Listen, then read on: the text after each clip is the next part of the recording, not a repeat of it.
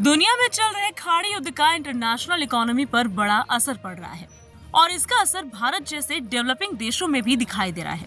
कच्चे तेल की बढ़ती कीमतें, डॉलर का मजबूत होना, रुपए का कमजोर होना और इंपोर्ट कॉस्ट में बढ़ोतरी ने भारत में महंगाई का खतरा पैदा कर दिया है।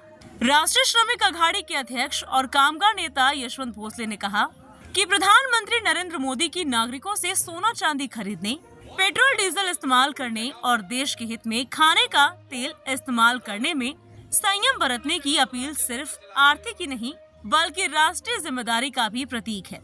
वे पिंपरी में एक प्रेस कॉन्फ्रेंस में बोल रहे थे। इस मौके पर बोलते हुए लेबर लीडर यशवंत भोसले ने कहा कि भारत कच्चे तेल के लिए इंपोर्ट पर बहुत ज्यादा निर्भर है, खाने के तेल के लिए विदेशी बाजारों पर निर्भर है और बड़ी मात्रा में सोना भी इंपोर्ट करता है।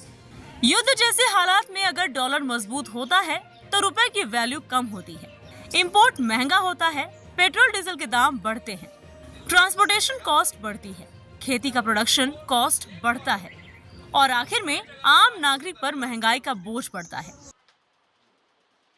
आखाती युद्धाच्या पार्श्वभूमीवर दिवसेंदिवस संपूर्ण जगावर महागाईचा वणवा पेटलेला आहे। पेट्रोल, डिझेल आणि जीवनावश्यक वस्तू देखील भविष्यामध्ये खूप मोठ्या प्रमाणात महागाईच्या अनुषंगाने वाढणार आहेत। या पार्श्वभूमीवर देशाचे पंतप्रधान नरेंद्र मोदी साहेब यांनी जे आवाहन केलं हे केवळ आर्थिक नव्हे तर राष्ट्रीय जबाबदारीचं ते प्रतीक आहे। आपल्या सर्वांना मी आज एवढंच सांगेन की हे फक्त देशातील नागरिकांसाठी आव्हान नव्हतं तर हे जागतिक आव्हान आहे। कारण अमेरिकेनं लादलेलं आखातामधील युद्ध हे आता हळूहळू लक्षात येत चाललेलं आहे। ते म्हणजे डॉलरची किंमत जगात वाढावी यासाठी त्यांनी उभं केलेलं हे युद्ध आहे। त्यांना तेलावर, पेट्रोलवर, डिझेलवर, सोन्यावर या सर्व गुड्सवरती डॉलरचा पगडा आणायचा आहे।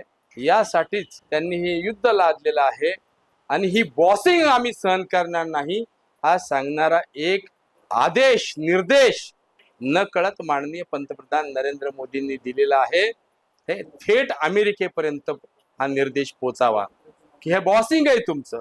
म्हणून संपूर्ण देशातल्या नागरिकांना त्यांनी आवाहन केलं की 1 वर्ष सोनं खरेदी करू नका, पेट्रोल डिझेल खरेदी करता जास्ती असतं त्याच्यावर निर्बंध आणा, काटकसर करा, जेणेकरून ट्रम्प अमेरिकेचे राष्ट्राध्यक्ष यांचं धोरण आहे की जागतिक डॉलरची किंमत आणि डॉलर हा मोठा व्हावा, त्याची किंमत वाढावी यासाठी त्यांनी छेडलेल्या ह्या युद्धाला कुठंतरी छडा द्यावा, ब्रेक द्यावा आणि भविष्यात अमेरिकेनं पुन्हा स्वतःच्या डॉलरच्या आणि स्वतःच्या आर्थिक उन्नतीसाठी जगावर युद्ध लादू नये म्हणून आत्ताच प्रतिबंध घालण्यासाठी आवाहन केलेलं आहे।